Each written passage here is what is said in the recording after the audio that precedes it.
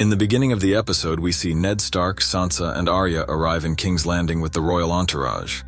King's Landing's bustling streets and grand architecture are shown, contrasting sharply with Winterfell.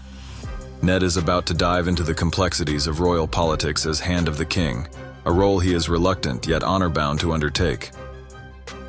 While exploring the Red Keep, Ned encounters Jaime Lannister. They share a tense conversation about the Targaryen dynasty and the rebellion that brought Robert to power.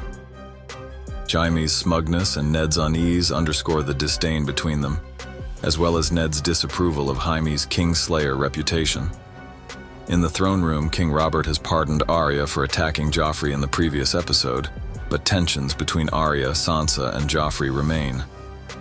Arya is angry about how the situation was handled, while Sansa is heartbroken over Lady's death. This scene highlights the growing friction between the Stark and Lannister families. Ned returns to his quarters, frustrated with the realities of his new role and the political maneuvering in King's Landing. He speaks with Arya, subtly warning her about the dangers of the capital. Ned's concerns for his family's safety are palpable, and his own discomfort in the city underscores his outsider status. At the Wall, Jon Snow learns that the Night's Watch is not as noble as he imagined. He trains with low-born men and criminals, quickly realizing he's more skilled than most. His confidence alienates the others, who mock him as Lord Snow.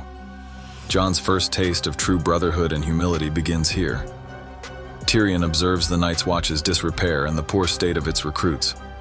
He befriends Jon and shares his own observations, stating he'll help Jon after returning to King's Landing. Tyrion's presence here exposes viewers to the Wall's vulnerability, hinting at the dangers beyond it. In Winterfell, Bran has awoken from his coma, though paralyzed from the waist down.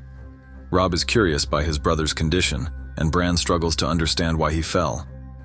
Robb is consumed by guilt and suspicion, hinting at his growing determination to uncover the truth about his fall. Catelyn secretly arrives in King's Landing, where she's met by an old friend, Sir Roderick, and eventually by Peter Baelish, Littlefinger. Littlefinger's reaction to Catelyn's presence is both friendly and flirtatious, hinting at his long-standing affection for her. This encounter sets up Catelyn's first foray into the politics of King's Landing. In a private conversation, Littlefinger and Varys engage in a verbal sparring match, each testing the other's knowledge and motives. This dialogue gives viewers insight into the complex, treacherous world of King's Landing politics, where information is power and every word is a weapon. Ned attends his first small council meeting, where he meets the council members, including Varys, Renly Baratheon, Grand Maester Pycelle, and Littlefinger. The council's focus on funding King Robert's lavish tournament disgusts Ned, who is frustrated by the irresponsibility and politics of the court. Daenerys, now more confident in her role as Khaleesi, asserts authority over her brother Viserys, who remains bitter and resentful. Daenerys orders Viserys to respect her or face the consequences, showing her growing strength and independence. This pivotal moment signals her shift from a submissive sister to a powerful leader.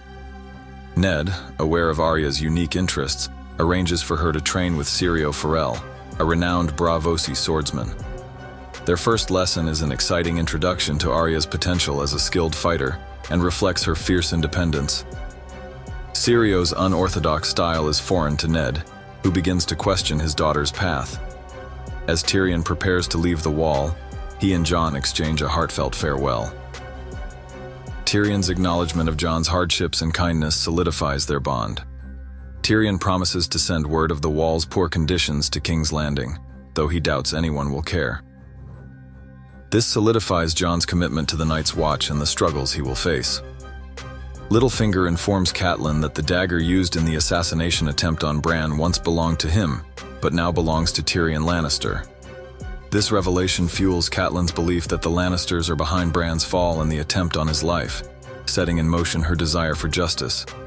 Daenerys' bond with Khal Drogo deepens as she begins to understand him and her role within the Dothraki culture.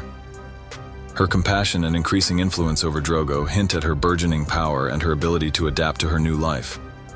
Tyrion bids farewell to the Wall and departs for King's Landing, aware of the Wall's weaknesses but doubtful about anyone caring back in the capital. His departure sets up his involvement in the events that will unfold in King's Landing.